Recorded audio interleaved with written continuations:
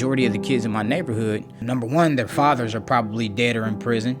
Their moms were working unbearable amount of hours to support their family, or they were on drugs. The majority of those kids had to fend for themselves. Quite frankly, they've never been taught how to handle conflict. And they will be locked up for a good amount of their life because of it.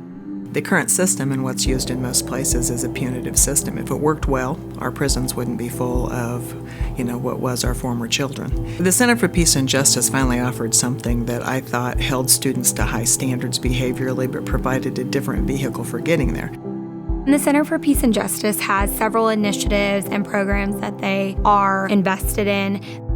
Restorative justice circles is a practice bringing both the victim and the offender to the table and discussing what happens and how we can restore the relationship.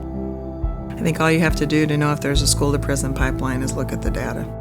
Suspension itself is a very clear predictor of who ends up in prison and who does not. We saw a huge impact by reducing punitive responses and increasing actual teaching of behavior. If these kids had a second chance to reconcile, I think they can become productive citizens and good people. Like, they're not bad, they just weren't taught anything. So they could become great people, being doctors and attorneys and police officers. We have victim offender mediation, which is for first-time juvenile offenders. It is a diversion program for juveniles ages 10 to 18.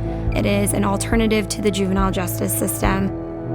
That reconciliation process will show them there's better ways of handling things. In the places where you see these practices in place, you see a reduction in suspension. And the restorative justice circles can combat many different things. And I do believe it should be implemented statewide because it is a way of addressing behavior in a manner that truly reteaches it. And I believe that this is a great program, and whoever came up with it, God bless you.